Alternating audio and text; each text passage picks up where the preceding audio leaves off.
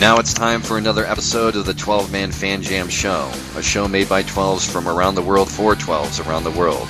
I'm your announcer, Statsman Mark, and here is your host, the self-appointed Reverend Moses of the St. Paul Allen Church of Seahawk Positivity.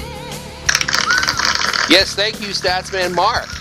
And welcome, 12s, to episode 401 of your 12-Man Fan Jam Show as your Seattle Seahawks prepare to take on free agency. So sit back, relax, grab a desired beverage or sin of your choice, and remember, if you love a player, set him free. If he doesn't come back, call him a traitor and root for him to disappoint his new team. I am Moses, and this is your posse for this episode. First, my partner in crime, the yin to my yang from merry old England, Matt. Hi, Matt. Good morning, Moses. How are you? I'm spectacular, Matthew. How are you? This off-season is killing me. Oh, it is. What's wrong? We're only in, month 2? It's just too damn long already. I want some football, man. The waiting is truly the hardest part. I agree. Waiting is real. Oh, Tom Petty nailed that one. Also from the state of Washington, our very own news hound, his 12th man editorials can be found on the SeahawksSal.com website. You know him as Shadowhawk. We know him as Will. Hi, Will. And so we're back from outer space. And you're just sitting there with that sad look upon your face. Yeah. I should have changed that stupid lock. Should have thrown away the key? Of course. Oh, a musical start to the show. Speaking of musical, our own musical genius, please welcome to the posse from the state of Washington, Dustin. Hi, Dustin. I think to be musical, you have to be able to sing, or I don't. Or play an instrument. Can you play an instrument? I can play a CD, and right. iPod. Nice, well played. Play a CD like nobody's business. Yeah. Oh, gentlemen, it's been too long. Anybody done anything exciting since we last talked right before the Super Bowl? No, Okay. just waited for next year. Apparently the answer is no. We've just been waiting for this season to start. And as you notice, we have a little new part of our show. We're now the 12-man Fan Jam Show. We got rid of the TH, so Texas A&M can take that TH, and they know what they can do with it. Anyway, that's going to take some getting used to, though, Moses. The same show. And Statsman Mark is going to be our voiceover. He couldn't be here, but he will be joining us from time to time, and he did the intro for us. So thank you, Statsman Mark. We appreciate that. This show is still run just like a real NFL game, though. We have 4 quarters and halftime in the first quarter. Will catch us up on the NFL news. The second quarter will be a little bit of a dedication this time. We haven't talked about Marshawn Lynch retiring from the Seahawks yet. So we're going to spend the second quarter, and we're all going to kind of have our own little Marshawn rant. A rant about Marshawn Lynch in a good way. It's a good rant, I'm sure. And what he meant to us and our favorite team, the Seattle Seahawks. And at halftime, of course, is the return of the best Seahawk theme play-along game on the internet. Yes, 12-man Fan Jam Show halftime trivia, where Matt will once again try to dominate like he did last season. Matt, what is your secret? Well, I have these hats that I put on, and they help me with answers. Dear Lord. And a good friend taught me that. Wear a hat. Yeah, wear a hat. I got a hat of my own this year, so I'm gunning for you. Oh, the trash talking starting already. Separate, you two. Back down. And Dustin's just thinking, I just hope I get a question right. Oh, no, I'm hoping they offset each other so badly that I just sneak in there and win. So that's all I'm doing. Like a ninja. Like a trivia ninja. Excellent.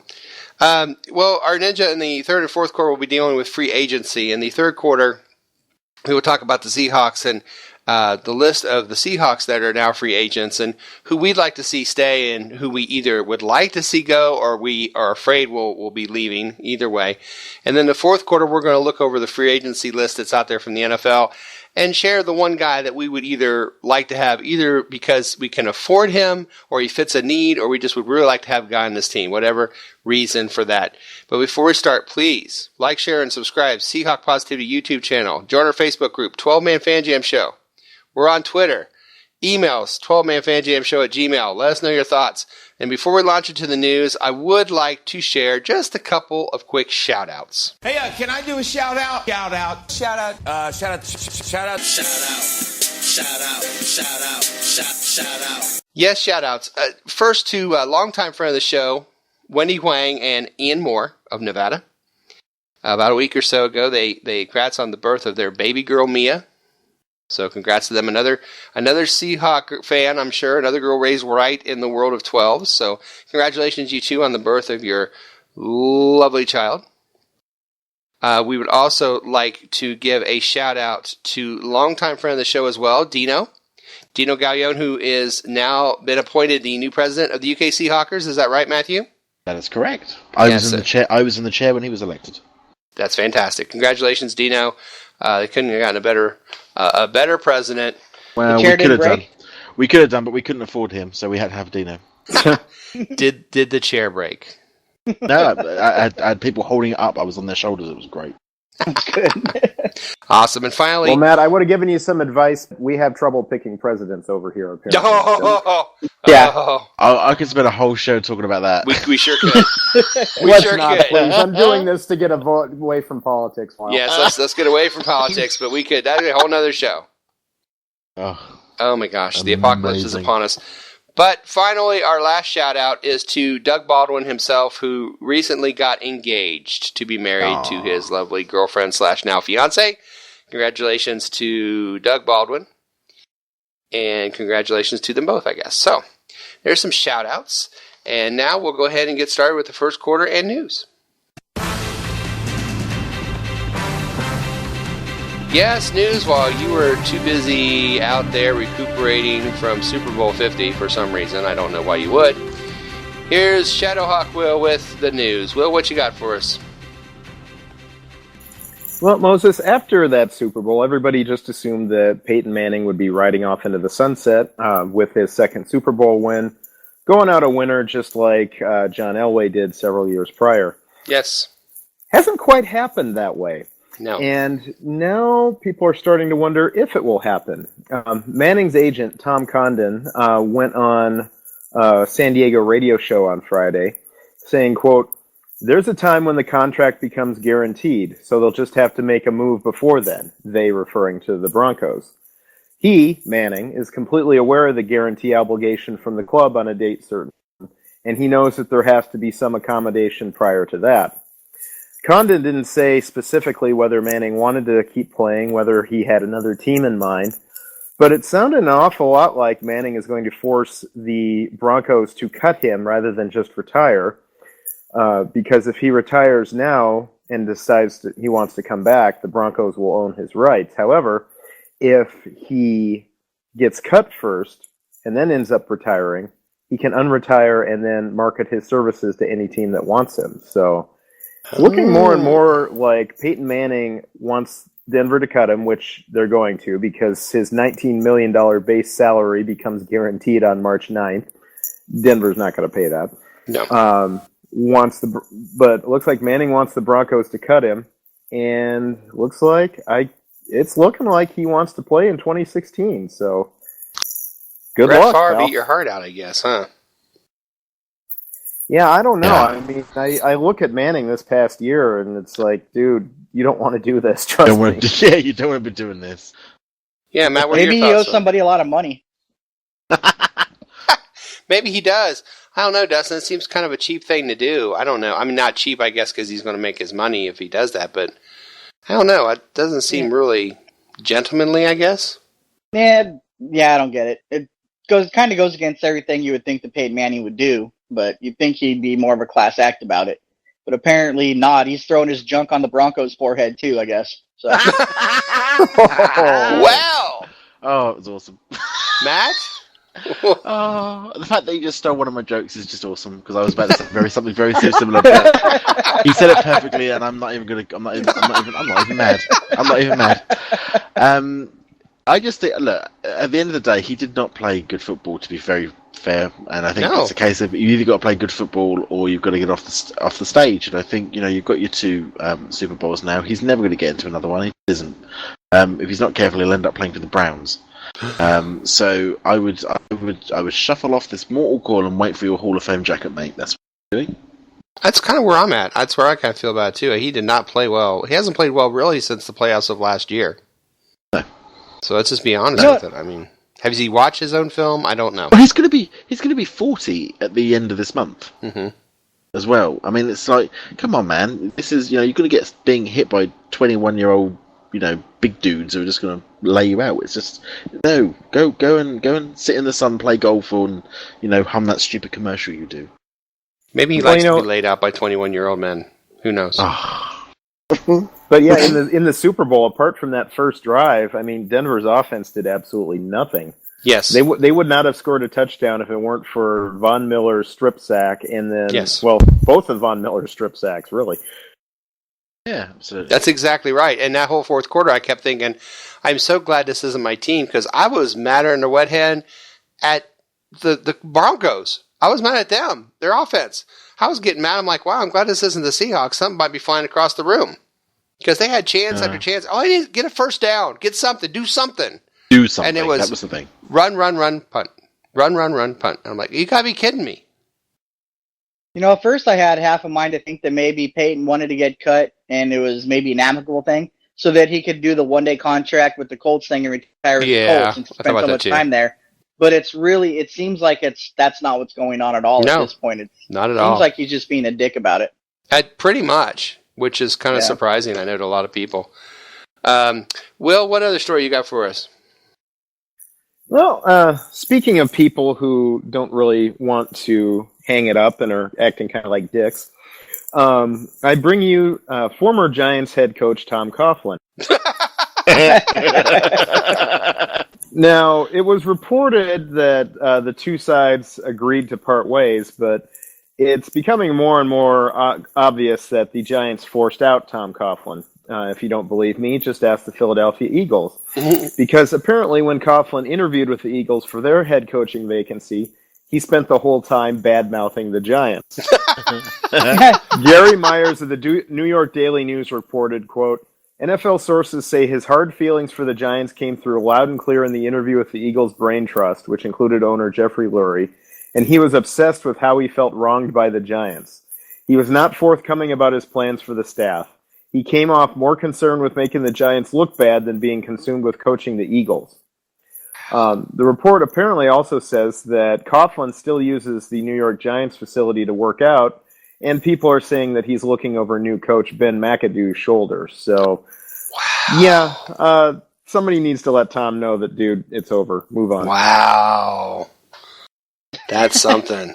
I'm waiting for the restraining order. Yeah, I was going to say, there's got to be some sort of legal order that they can put on him. He's amazing. Like the dude from Office Space. Just still there. I'm looking for my blue hat. You got my blue hat? He's like every ex any of us has ever had. They're just hanging around, bad-mouthing. It's just, ugh. But, I mean, how old is he now? He's 106 or something, isn't he? 170, I think. Yeah. I mean, how difficult can it be to sort of just to make an old man disappear? I mean, it's like having said that, the games he's going to have some lawn chair at the 20-yard line. I remember we ran out of play last year and it sucked. Tom Coughlin was found dead today with a lawn dart inserted into his chest. Get that damn defense off my yard. Wow. Who knew that was going to happen like that? Because they were like, oh, we're going to treat him with a lot of respect and, make sure it goes out the right way. And apparently not or the old man's blowing a fuse, one of the two. Could be the old man blowing a fuse, too, let's be honest.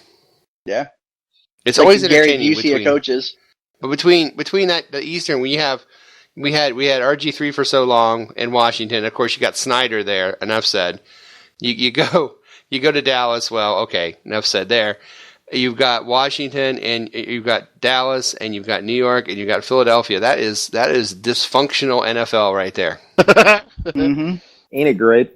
That's dysfunctional East, yes. Final story, Will? Well, Moses, as we all know, NFL Network prides itself on providing all access to players and behind-the-scenes footage, but they got more than they bargained for this past weekend in the scouting combine.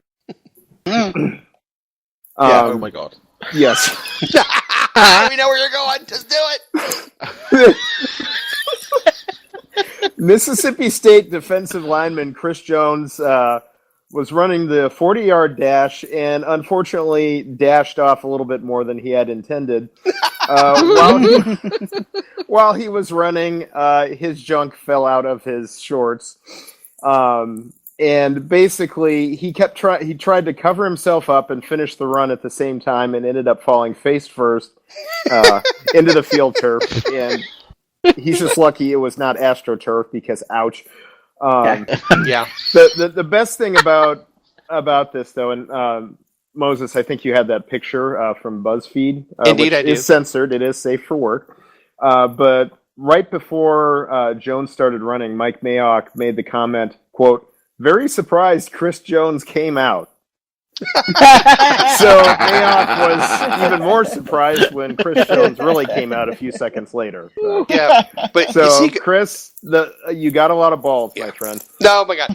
Okay, yeah, we got him coming. I'm going to start, and then I'll let you guys go. All I'm going to say is this is why I don't run anymore. Okay, I don't run anymore. This is why, right here. Right. I'm Well, I tell tired you, of I'm this doing- happening, so I that's just don't the run reason. anymore. I tell you, I'm doing the Seahawks 12K next month, and I will be taking great pains to make sure this does not happen to me. Well, it's an occupational hazard. Happened to me in Asda Walmart not so long back. It was a nightmare. Just by the frozen food counter, and over I went. Pole vaulted straight over the chicken counter. It's a Oh my nightmare. Oh my The thing is, though, I have to say, when I sat there watching this, right, because it was actually Neil. It was Neil that I saw You put this it in on. slow mo and pretended it was You were Baywatch. watching this. Okay, good. And I'd been complaining about 2 hours before, like, why on earth is the Combine, do they make them wear these things which then bear no relation to what they're going to wear as footballers when they actually have to play the game? Right. So all these sprints that you're doing in in these I don't know, lycra vests or whatever, or these vertical jumps, or these silly little route plays, you never do these in the game. So all of these stats are completely meaningless when it comes to a real game. So there I am moaning about it. And all of a sudden, I get this wave of stuff suddenly comes over my Facebook. It's like, Matt, have you seen this? And I'm like, that's why they wear it. And I don't watch the Combine ever. Yeah.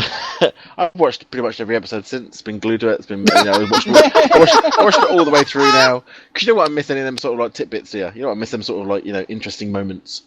Matt, I can imagine now when United States, one of the women, you remember when Brandi Chastain scored the goal in the World Cup? And she ripped her shirt off. Yeah.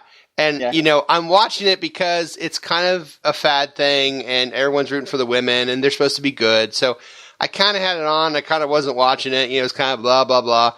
And, she scored a goal. Oh. And when that happened, my first thought was Matt going, oh, what a good... Oh. That's funny. Oh, my. Oh my. You'll just never know what's going to pop out on this show. So Kind of funny that you bring up Brandi Chastain. Just kind of a side note here. It's kind of cool. She donated her brain to that science where they're looking for the concussion CTE. syndrome. Oh, yeah. Because of all the headers and whatnot they do in soccer. She's, I guess, the first major female athlete to do that. So good on her. Yeah, sadly, they're going to take it before she dies. But it was nice of her to at least offer. Right. So Well, these things happen. She's retired anyway, so. Not now. I'm still using it. Oh, my God. Oh, well, that's a popper to end. I'm sorry, Matt, what? I was just going to say, I've got this image of her laying in bed saying, not in a minute. Hold on. I've just got to Can we now? finish Can we now? in a minute. It's terrible. So Moses, did we get season 4 off to a good start here? We did get season 4 off to a good start, but there is one more news story I want to share before we go at the end of the first quarter. A week before this was recorded, the Oscars, and if you're not familiar with what that is, the Academy Awards for films, and that was last Sunday. It was a week ago, and I was looking at the movies that were nominated for Best Film, and it just seems to be a lot of connections with the NFL. I don't know if you noticed this. As I looked at nominations for the Best Picture this year, I couldn't help but notice how some of them just seem to resemble the NFL. Like, for example, Mad Max Fury Road was nominated. And this movie had a deadly high-speed chase through the wasteland, and I think I heard that some of it was actually filmed in a San Francisco 49er fan club meeting. So, The Martian. The Martian is about a man living in a hostile environment while his friends try to rescue him.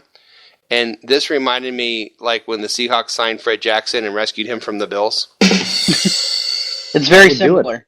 Very similar. It's And just then as there's The desolate Revenant, of over course. there, too. Leonardo Fred Jackson DiCaprio used to in The eat a lot Revenant. of. Oh yeah. While exploring uncharted wilderness, a legendary frontiersman sustains injuries from a brutal bear attack. And I started thinking, brutal bear attack. This movie has absolutely no relationship to the NFL in any way, shape, or form. Let's be honest. The Bears haven't brutally attacked somebody since '85. Okay, so Only the fans. there is a movie called Room, where held captive for years in an enclosed space, a woman and her 5-year-old finally gained their freedom and experienced the joys of the outside world. Kind of like probably what former tight end Vernon Davis of the 49ers probably felt after he joined the Broncos. So this is what real football is like. And finally, last but not least, of course, the movie The Big Short. Don't even tell me what that's about. The Big Short has to be the story of Russell Wilson. So, with that rather unamusing little anecdote, we will end the first quarter.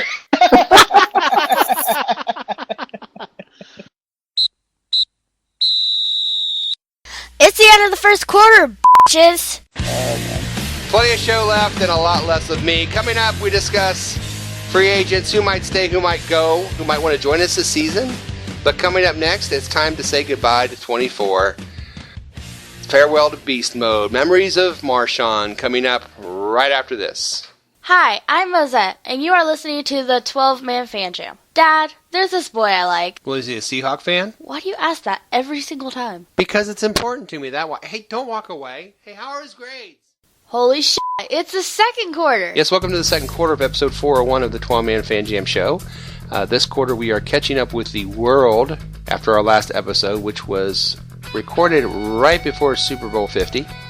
There's been a lot of Seahawk news since then, but no news item was nearly as big, maybe in, you could argue, the history of Seattle Seahawk football, as very quietly during the fourth quarter of Super Bowl 50, Marshawn Lynch placed a picture on Twitter of his shoes thrown over the telephone lines. This was obviously an indication that Beast Mode was done playing football in one of the coolest ways ever. He told us he was retired. This player has meant so much to our team, to our organization, to Seahawk Nation everywhere, that we here at the 12-Man Fan Jam Show have decided that this episode we would take a whole quarter of our own show and pay our own respects and gratitude to 24 and what he meant to us all in a Seattle Seahawk uniform. So, each posse member is going to get a chance to have the floor and just kind of have a beast mode rant, so to speak. Just pay respect and tribute to Marshawn Lynch. So we will start with Dustin. Dustin, it's all yours. All right. Well, I want to say that he is hands down my favorite running back the Seahawks have ever had. My favorite running back I've ever seen play. I really enjoyed the Sean Alexander era. I liked watching him run. He was a touchdown machine. But after I saw Marshawn, I realized what a running back is supposed to be, how physical he is, how tough he is, the attitude he brings, everything like that. And he brought me some of my favorite Seahawk memories. One of them, probably a favorite for a lot of people, but it happened to be on my birthday that year. And I remember I was sitting down. I was on the couch watching TV. My friends and my wife were getting ready for a birthday party I was having. It was the Seahawks versus Saints in the playoffs that year. And Marshawn runs up the middle. He gets hit. I'm thinking the run is done. I look back, see what everybody's doing. Look back at the TV, and I was like, oh, he's still running. I jumped up, started yelling and screaming, and everybody in the house is looking at me like, what is wrong with you? And I really did not care. It was a lot. Watching that beast mode run, which, the beast quake and all that, just what it meant and what it did for the franchise was just an amazing thing. I think he is probably, in my opinion, the biggest trade or biggest acquisition the Seahawks have gotten other than from the draft. Will, what are your thoughts? Well, watching Marshawn Lynch the last couple of years must have been what it was like for Oiler fans in the 70s to watch Earl Campbell run. Of course, everybody's going to flash back to Beastquake, but, there's so many runs, like Lynch faking Ray Lewis out of his jockstrap when we played the Ravens in 2011. the touchdown run against the Eagles that same year where he disappears into the pile and then poof, all of a sudden he's running in for a touchdown. The touchdown run against the 49ers in the NFC Championship game 2 years ago, or the touchdown run, the go-ahead score against the Packers in last year's NFC Championship game. It's just, there's just so many iconic beast mode runs and plays, and even not so much the big runs, but just all the regular plays where it seems like, okay, he's going to be down. No, wait, he's carrying the whole team across the first down marker. Up, he's outrunning this guy. It's just he just had something special every time he touched the ball, and I wish it could have ended things could have ended better for him. I wish he could have gone out on top.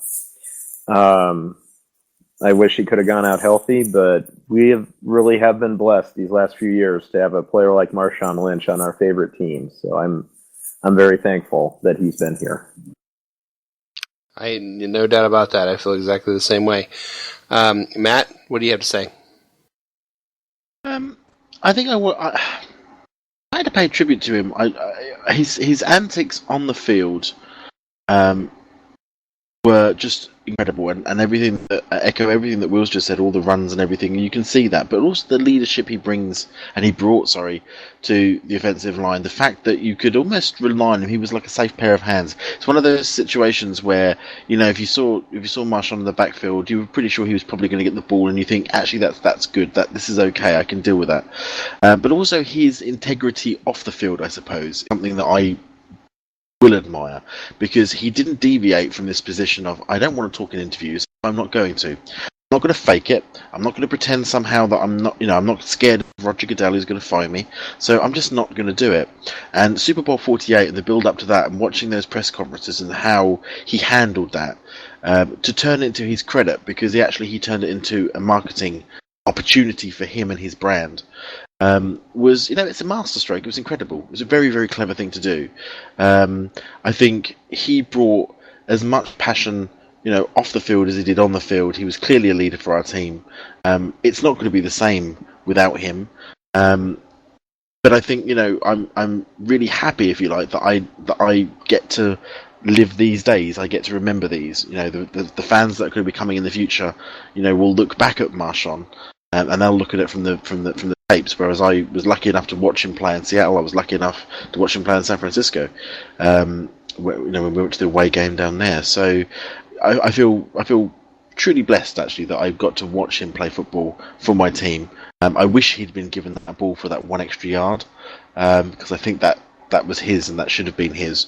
But no, thanks, Marshawn. Okay. Now it's my turn.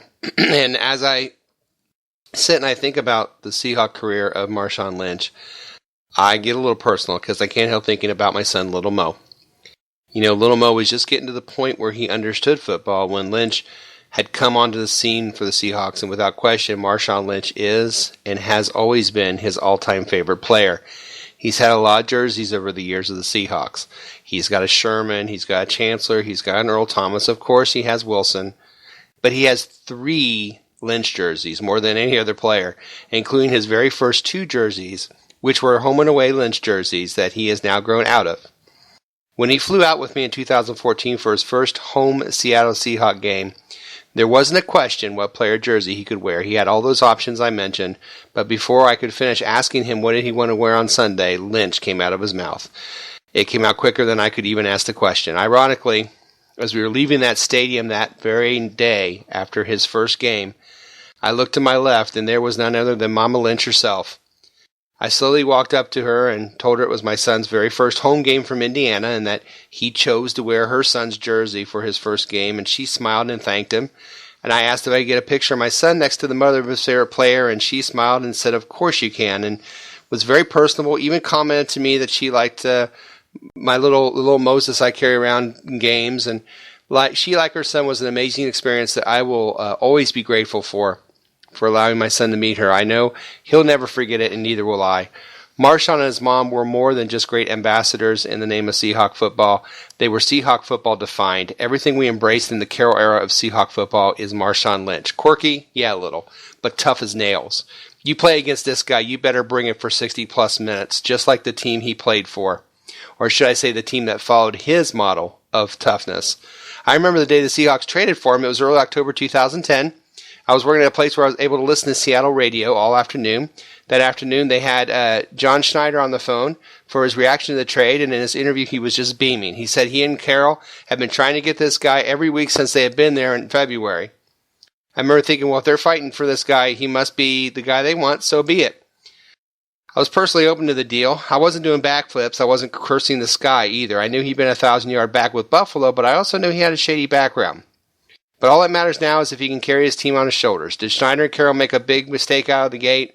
Or was this a small risk for a 4th and 5th round pick about to become a big reward? Well, obviously over time that question was answered with every bone-crackling, helmet-splitting, ground-shaking run that Marshawn Lynch in the Seahawk uniform turned in, and there are just too many of those to even mention.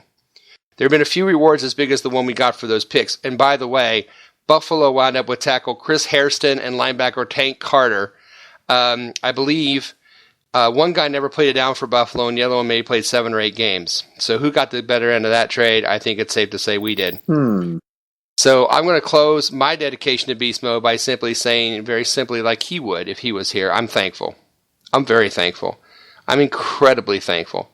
Thankful for every score, every skittle, every laugh, every hit taken, and every hit given. For every time my son yelled at the TV and pointed his 24 jersey and said, Beast Mode. Yeah, I'm thankful for that. Okay. Now it is time to end the second quarter with a very special Beast Mode edition of Caption That Picture. All right. The picture we have for Beast Mode is what's happened recently when he went to Egypt and he is riding on a camel with another guy. And it was quite an exciting video if you got to see him do that. I'm going to start with Will. Will, do you have a caption for that picture? I do. Will, caption that picture. Hump day, boss. Hump day?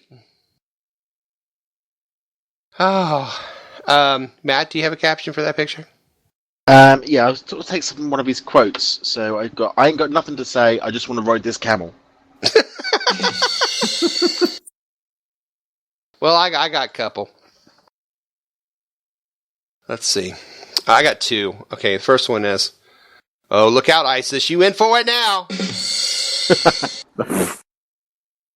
And the last one, let me put on my best Matthew imitation here. Yeah, we left that third wise man back at the manger, yo, talking about myrrh. Who brings myrrh to a gift? Forget him, yo. We're all like, myrrh, you ain't nothing, boss. We dropped that fool. So, that being said, we want to say goodbye. We want to say thank you, Marshawn Lynch. And we're going to say goodbye to the second quarter as well. Holy shit, it's halftime! Coming up, more show you can shake an angry Panther fan at. Free agency talk, all up in the second half. But first, it's time for another edition of your 12-man Fan Jam Show halftime trivia. Coming up next.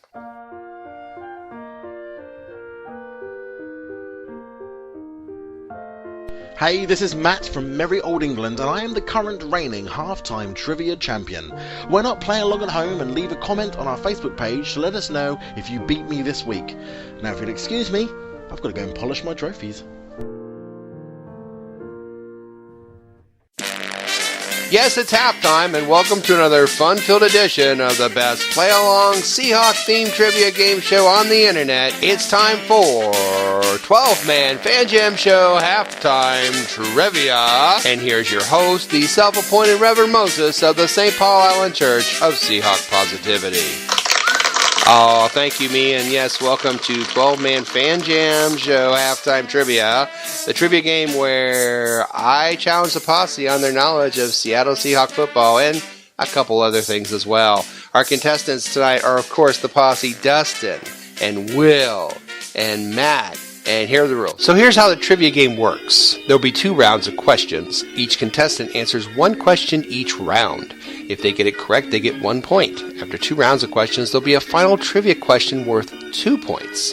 If there's a tie after that, then the tie players go on to a special secret overtime question where the winner becomes reigning 12-man Fan Jam Show Trivia Champion and also gets a prize chosen especially for them. As an added bonus to those listening on the Seahawk Positivity YouTube channel, the questions and possible answers will be displayed on your screen so you, the viewer and listener, can play along as well. If you do, please let us know how you did on the questions. Remember, there's no Googling, no phone a friend, and please, no wagering. However, there is a lifeline. Before taping this show, my 2 charming Seahawk fan children, Mosette and Little Mo, did take the quiz as well. If the contestants want to know what the kids said, they can ask that but once and only once during the entire game show and only in the first 2 rounds. Now let's get ready to play 12-Man Fan Jam Show Halftime Trivia. Okay, those are the rules. Gentlemen, remember you can ask the children once per 2 rounds. We will start with Dustin. Dustin, 1, 2, or 3? 1. Dustin takes question 1. Will, question 1, 2, or 3? Well, I think 1's taken, so I'll go with 3.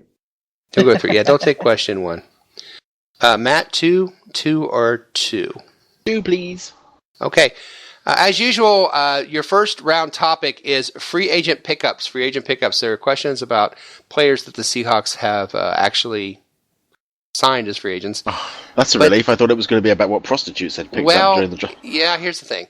There's one question that is not exactly a Seahawk question. So, imagine that. Yeah. Imagine that. So let's see who gets that. Dustin! The name of the hooker that Eugene Robinson did was? Well said. Dustin? Yeah. You have a football question. Okay, here you go. It's about Chad Brown. You remember Chad Brown played for Seahawks linebacker? Yeah, linebacker, yeah. One of my favorite players, one of my favorite free agent pickups of all time.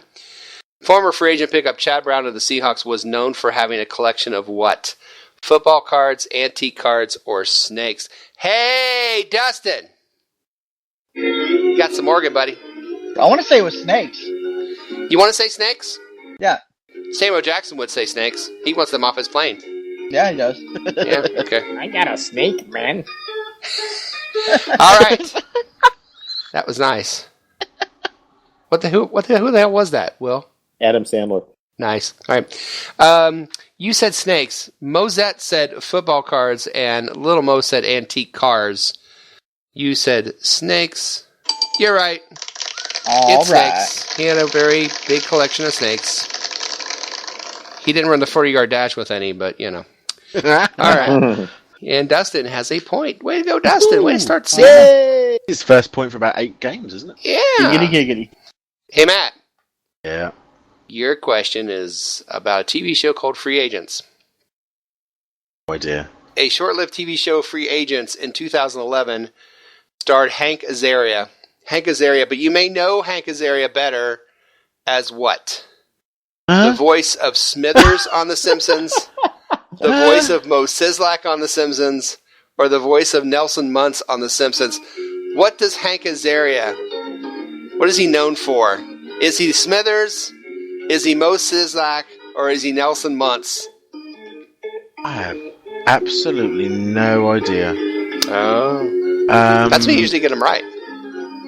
Yeah, but I mean, just to get a guess on this one, I'll go with. I want to hang on, because I don't want to use up the option to ask the kids. You see, so I'm going to go with. Let's go with the third option over the last one. Which is Nelson? Yeah. Nelson's my favorite Simpson character, by the way. Really? Yeah. I don't watch The Simpsons at all. That's too bad. You said Nelson Muntz. Mosette said Smithers. Little Mo said Nelson Muntz. You said Nelson Muntz. Ow. I'm sorry. He's Mo. Mo. I know nothing any of that. Ah, that's very sad that you don't know that. He is Mo, and also Apu and a bunch of other people. All right. Will, that means your question is about a former Seahawk that was a free agent pickup. And your question is about Olindo Mare. In 2 years with the Seahawks. Do what? Why do I get the kicker? Well, You always get the kicker. You remember that kicker that, he still has tire tracks from when the bus was rolled over him by Mora. But anyway, in 2 years with the Seahawks, Linda Mare ironically kicked the exact same amount of field goals in both seasons, which is weird. How many field goals did he kick in each of his 2 seasons with the Seahawks? Was it 22, 24, or 26? Very strange. He kicked the same amount of kicked field goals both years as a Seahawk. 22, 24, 26. I'll go with 26. He's going to go with 26. Little Mo went with 22. Mosette with 24. You went 26. 24, ironically, tonight, while we're talking about Marshawn, 24 was the amount. So, as we move on to round 2, and round 2's topic will be, of course, free agents that left the Seahawks. We have Dustin with 1. Matt and Will deadlocked at 0. So, Dustin, you get first pick. 4, 5, or 6? 4. 4. All right. Matt, you get 5 or 6? 6. Matt's going to take 6. I'll That take means you have 7. 5 or 5 for Will. 7. 7, okay. As I mentioned, the topic is Seattle Seahawks pickups. And unfortunately, for question 4 with Dustin, I changed my mind. 5 is still vacant. I'll take 5. no, you're... Oops. Yours is a question about this song. It's by the band Free. It's called All Right Now from 1970. Okay. Dustin, you remember 1970 at all? No, but I remember Rock Band. I think this is on Rock Band. You played in Rock Band? I think so. Well, good. Then you got the answer to this, I'm sure. Yeah, probably. Here's the question. What's the name of the album that song's off of? Is it Air and Water, Air and Fire, or Fire and Water? Freeze hit, 1970. All right now. Air and Water, Air and Fire, Fire and Water. What's the name of the album? Fire and Water. You are so Try confident. to say it with a little less confidence. Here comes the chord. You said Fire and Water. All right. Little Mo said Air and Water. Mosette said Air and Fire. You said Fire and Water. Guess what? What? You got it right. All right. All right. It's all right now, baby. Fire and Water. Dustin, 2 for 2. What? Quite the dramatic pause there on the answer. I know. I thought his connection had timed out again. No. Nice. No, I was just waiting. I was pausing dramatically because Dustin's 2 for 2 tonight. It's amazing. Yeah, this is Will, warm-ups. Will, you're up. You need a point here. This is about Nate Burleson. Actually, it's about Nate Burleson's brother, Kevin Burleson. Nate's brother, Kevin, played for the NBA. What NBA team did Kevin Burleson play for? Was it the Charlotte Bobcats, the Minnesota Timberwolves, or the Utah Jazz? NBA. I had no idea Nate Burleson even had a brother. And now you know. And knowing is half the battle. And now he's half the battle.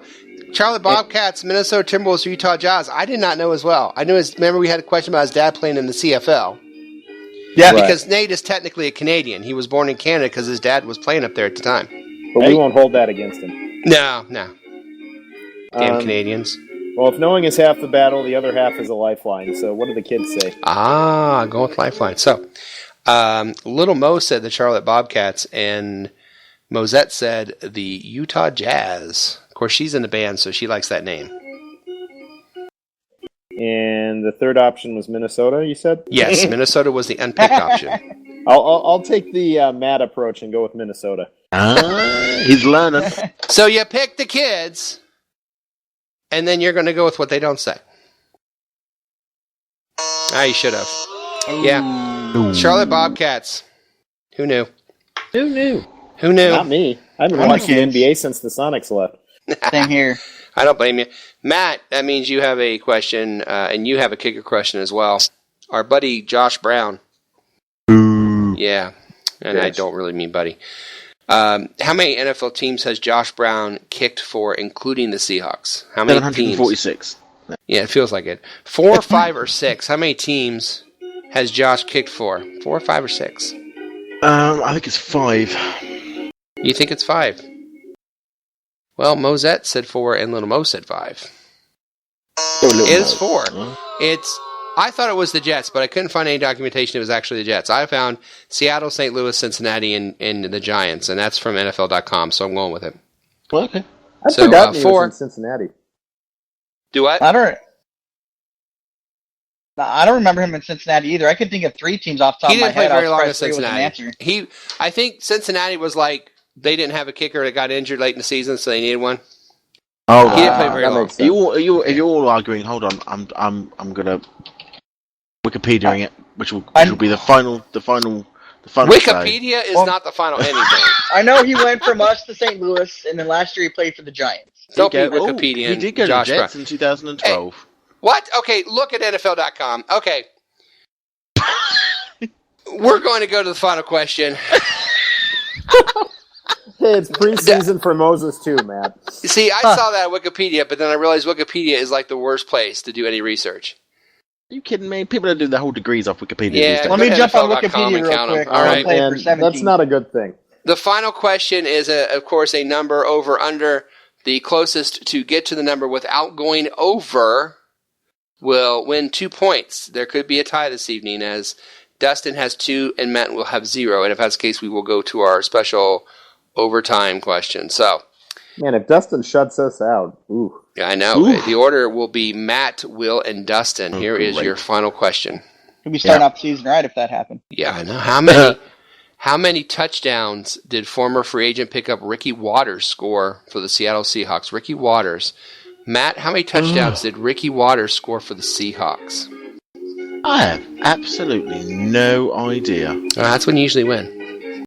Not on a bloody guess a number question, you fool. What sort of planet are you on? This is where you usually pull it out and win, man. Well, you don't usually pull it out. I don't pull anything. Yeah, you're not running a 40, but... For just the Seattle Seahawks, you say? Okay, so... Yeah, just the Seahawks. Hey, get off of Wikipedia, by the way. I'm not on Wikipedia. Right. Wikipedia apparently play for the Jets. Is not the place to look, apparently. I would say, I'm going to say... touchdowns, 29. Matt says 29. Will, how many touchdowns did former free agent pickup Ricky Watters score for the Seattle Seahawks? I will go with 39. Ooh, 39. Woo.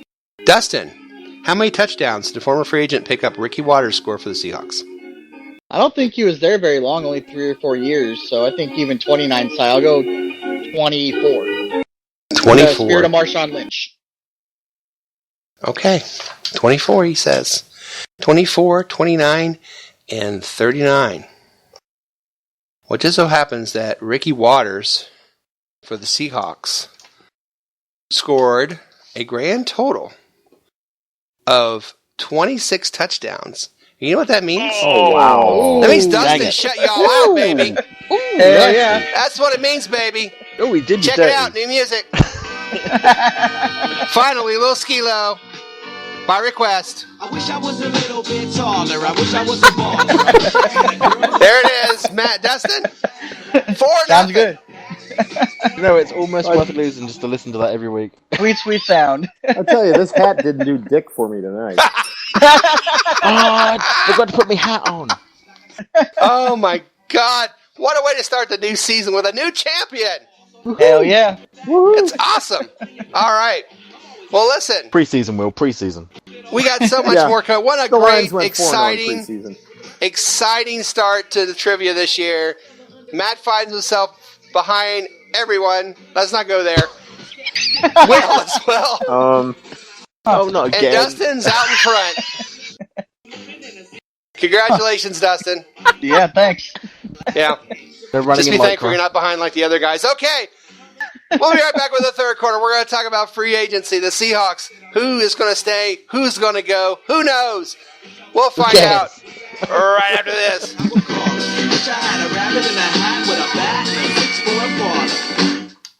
You're listening to the 12-Man Fan Jam on the Seahawk Positivity YouTube channel. Holy shit, it's the third quarter. Welcome to the third quarter of your 12-Man Fan Jam show. Hey, Sailor, you like what you hear? Let us know. Give us a call. Wow. What the hell? What was that? That's awful. Take 84. Awful. Shit. Okay. I'm not saying that because it'll bust me up. Okay, here we go. You Never basically getting just said back hello, to sleep sailor. tonight. Hello, sailor. If anybody's gonna do that line, it's got to be Matt. I know, Right. but I haven't got it in me. All right, here we go. Oh, come on now. We got it. Pull yourself together, damn it. Welcome to the third quarter of your 12-Man Fan Jam show. We want to remind you can comment on this thread, say hi to us on Twitter, join us on Facebook, and you can also comment at our YouTube channel. Make us part of your Seahawk fix. Okay, let's take a look at the free agents that were Seattle Seahawks very recently. But, of course, now they are free agents and free to roam about the NFL countryside looking for a new home. So, looking at this list, who's likely to go and who's likely to stay? Dustin, who's a person that you think may stay or go? Well, to go, I think Bruce Irvin's out. I think he's gone. And I have 4 reasons why. My top 4 reasons why he's going to be gone. Okay. Number one is the Seahawks didn't pick up his option originally. True. They wanted him to. I know there's some character issues. They weren't sure about maturity and whatnot. So I think that was a mistake on their part, and that kind of leads into why he won't be on the team next year. Okay. 2 is versatility. His versatility. He can play in our scheme. He can play in a 3-4 or 4-3, either way, from what I understand, because of his speed. And he's come a long ways as far as understanding the game. So he's somebody you can plug and play in different places.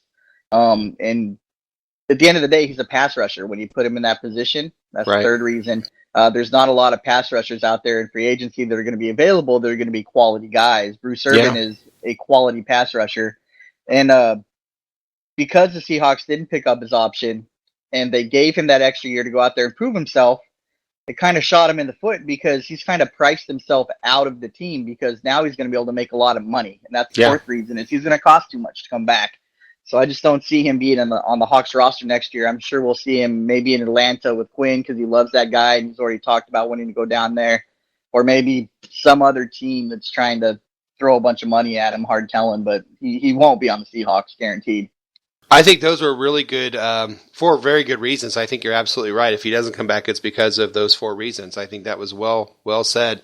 No doubt about it. Pass rushers are such a commodity in the NFL right now that if you can get one, and he will get overpaid because he is, Super Bowl winning Bruce Irvin, the pass rusher from the team that won a Super Bowl just 2 years ago, and that does mean something. That will up his price even more. I think he will get overpaid a little bit, but I think he'll definitely get paid more than we can give him. I agree. Who do you think is going to stay on the roster? I think Rubin's going to stay. I think because we got the 2 tackles right now that with Mebane and Rubin, who are I think they're kind of competing for one spot with the draft being set up the way it is. I think Mebane's a little long in the 2, so I think they're going to keep Rubin on the team. And he did a hell of a job last year. I was impressed with him after coming out of obscurity that is Cleveland. He was kind of saved, came to Seattle, and proved himself to be a quality defensive tackle that I think we're going to have for a few years. So, yeah, one thing about Rubin, when we got him, I looked at the Cleveland Brown boards to see what the people were saying, and a lot of them were like, "Yay, good for you. We're glad we're going to really miss you, but we're glad you're going to a really good team and hope you go to the Super Bowl." And I mean, Take us with you. They were like, yeah, take us with you. But, I mean, a lot of the fans and a lot of the Cleveland fans, there was nothing really derogatory. It was all like, oh, man, we're going to really miss him next year. And, great guy. Seattle's getting a good player, blah, blah, blah. So that was a good sign. I always think that's a good sign. And I think he played very well, too. Will, what about you? Who do you think is going to stay and go?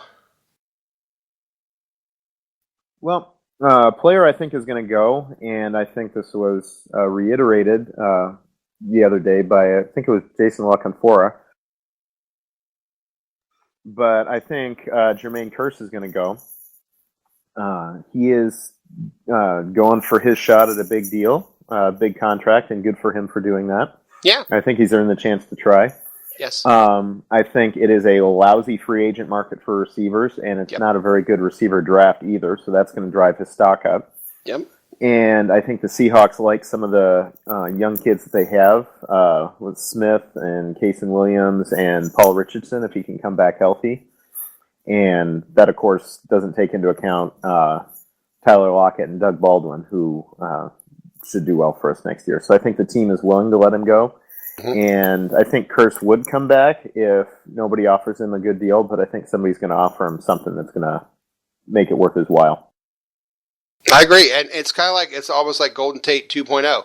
You know, I said, you know, good luck, why don't you call Golden Tate and see what it's like sitting home in January, and that's fine if that's what he wants to do, but, you know, at the same time, the guy's got to go get paid when he gets paid. I understand that he's going to go get paid, just like Golden Tate. Golden Tate went and got paid. I get that. If you want to play on a bad team, he will probably get way overpaid this year. Jermaine will. A team like the Browns or somebody that, you know, would kill to have somebody like him on their team. We're not going to. I don't think his impact on us is going to be very big, but he could be a guy that goes to the. He could be a guy that goes to the Falcons as well. They just cut Roddy White. They could use another receiver. Dan Quinn knows him. You never know. Yeah, and who do you think is going to stay? Will? I think Jeremy Lane's going to stay. When you got a cornerback hitting free agency who has starting potential and can play in the slot, okay, that's somebody who you think is going to get a lot of attention. But with Lane, you know, he's just coming off some pretty big injuries. He's only started, I think, something like 6 games in his career.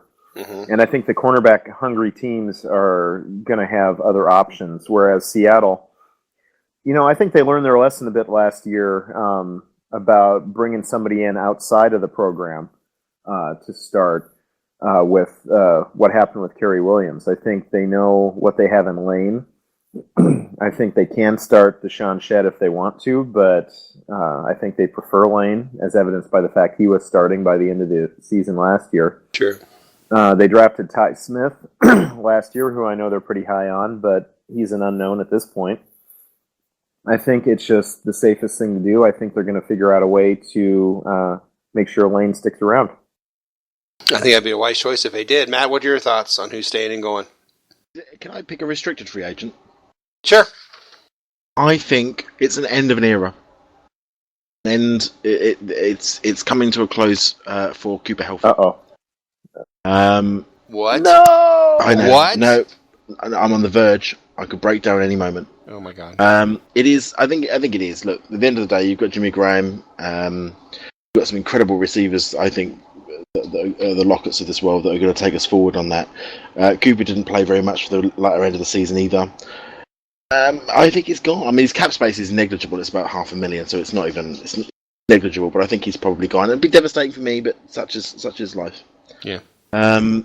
So that's the one I would say who's probably gone.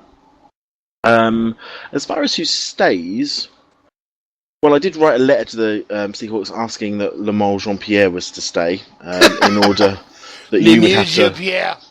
Exactly, so that you would have to keep saying his name. Oh, yeah. But I thought about that too. But I'm sort of hoping, fingers and toes crossed, in some weird way that Christine Michael might stay. Because I think he played his heart and soul out at the last, that chance he had. Yeah. And if it was down to, you played your bollocks off and you should get reward for that, then I think that would be a nice reward for him. But who knows? Who knows what the Seahawks are going to do? Their front office is so crazy at times. That's very true. Very true. Well, the guy I have going, it's not going to be popular for me to say, and I understand that, and I don't want this to happen, but I think it's going to happen because I think you have to try to cut corners wherever you can, save some money to spend on these bigger deals with these bigger players. And let's face it, guys, as much as we like the guy, as much as we really like the guy, John Ryan did not have a great year putting the ball. And so I'm going to go on a limb here and say they're going to bring in somebody else that they can get cheaper than John Ryan, and I think it's the end of the John Ryan era in Seattle. I hope I'm wrong, but I think that's possible. American Ninja face planter. I know, right? And married to a comedian who is hysterical, by the way, if you've ever seen her. Only get him run to the left rather than going over one the of my top. favorite. One of my favorite guys on Twitter. I mean, he says the funniest things. I hope I'm wrong, but I just think he kind of had an off year. And if you can kind of cut corners with a punter and bring in a punter that maybe can do as well or better, and maybe do it cheaper, I think you look at that. At least I think there'll be competition at camp, if nothing more. As far as staying, I'm going to go also off the map a little bit. A guy that I hope stays, and I don't know if he will or not, because he's another veteran that's going to probably have a bigger contract than you want to pay. But Tavares Jackson, let's keep this guy. I still feel very comfortable with Tavares Jackson as a backup, and I know that they probably won't, and they'll probably maybe look for a quarterback in the draft or, look to develop one. I would like to see Tavares Jackson go one more year here, but we'll see. I mean, I could be wrong there as well. I've been wrong before. Believe it or not, it's happened. It happens. Yeah. So that's so weird because you can edit all this and you're still wrong sometimes. Exactly. Yeah, I try to edit and I'm wrong. Every once in a while I'm wrong. Crazy. I know. What a Can you crazy imagine world. that after our predictions after every game? And this is what I said. This is no, the score, and I'm right. It's like George Lucas redoing the Star Wars movies every time he releases them. Moses is going to shoot first one of these days. Oh, wow. Yikes. Will pulls out oh my God, I can't believe you just pulled out the Star Wars shooting first. He pulled out his Han Solo. That's what he pulled out. Yeah, I don't do that in public. Oh, man. Unless you're running the 40. Jabba the smart. That's why I don't run the 40. Woo! Speaking of running, let's run to the fourth quarter. It's the end of the third quarter, bitches. All right, we are one quarter away from finishing our very first 12-man Fan Jam show for the fourth season. We've been doing this. First show as a 12-man Fan Jam show, but coming up, we're going to talk about that wish list known as the NFL free agency list, and we're going to pick one guy off that list that we would like to see in a Seattle Seahawk uniform next year. Maybe it's because we can afford them, maybe it's because they feel a need, or maybe because we just like that player. We'll find out what the posse's thinking right after this.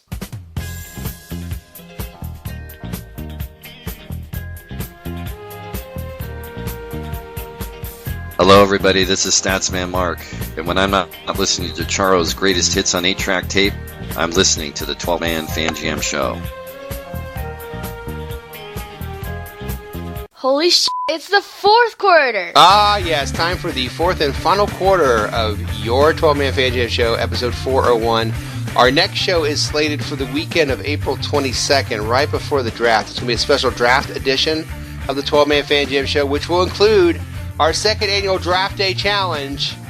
So get ready for that excitement. And while you're waiting for our next new show to come out, I will be periodically putting up some bloopers from Season 3. I still have plenty of mistakes to dig through, at least another 10 shows, but I'll try to cut down to 3 or 4. But the final quarter of this episode, we're going to look at the list of free agents that are out there for the NFL, free agents for the taking, and who we would like to see on this team, either realistically or in a dream, due to salary cap restrictions. Will, who is the one person on the free agent list that you see that you're like, I get him in a Seahawk uniform? Well, Moses, one thing I think we absolutely need to do in the free agent market is get a tackle. Obviously, the higher-end guys we're either not going to be able to afford or they're not going to hit the streets, but I think we need to get a tackle just because they're going to go quick in the draft. And at 26, you can't guarantee that we're going to get one. So we need to bring in a veteran tackle who can, if nothing else, as a hedge in case all the good ones are gone when we go in the draft. My choice for that is actually something a little bit different. I was reading Rob Staten over at SeahawksDraftBlog.com, which, by the way, if you don't read that, you should. The guy knows his stuff. He's saying that the Vikings are expected to cut either Phil Wodeholt or Matt Khalil, and I would like to see Seattle go after either one of those players, whichever one they cut. There's some risks with both of those guys. Khalil did not live up to his billing as a first-round pick. Lodholt was actually out last year with injury. But I think we could get, whichever one gets cut, I think we could get them at a decent price. And since they would be cut, as opposed to just reaching free agency, that would not factor into the compensatory pick formula. So by signing one of those guys, we wouldn't screw up a potential comp pick in 2017. Nice. Bonus. Of course, Matt knew that. Matt, you knew that, right? Does so much research as well. It's incredible. Yes. Hey, Dustin, who is on your wish list from this free agent list?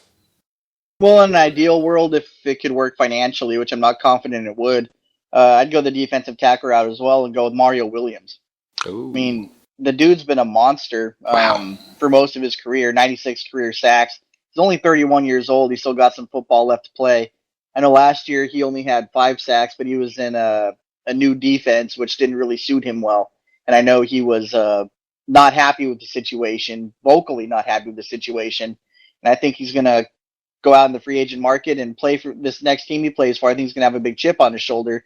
I think a team like Seattle is a team that could really capitalize on that, and he could do a lot of good things for the team. So fingers crossed on that one if it can work out financially. He's a 10-year vet, so I don't know what a market for him is going to look like, but I'm hoping. That would be awesome if we could get him. Can you imagine? 3rd down? Oh, my goodness. Matthew. Yes. Who would you like off this list? I picked Alex Boone. I thought you were going to go Cooper Helfet. No, he's gone. He's dead to me now. He's not gone yet. No, he's dead to me.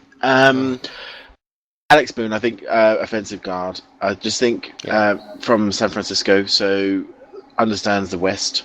Could also potentially replace Sweezy if Sweezy did end up getting a load of cash and vanishing. I think that'd be important to think about too.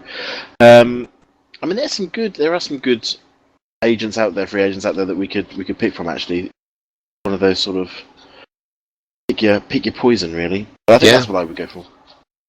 Very good. I have 2 names that I don't want, and I want to get those out of the way. And I will go on record on the show by saying that I will root for any Seahawk. If I can root for Jeff George, I can root for anybody.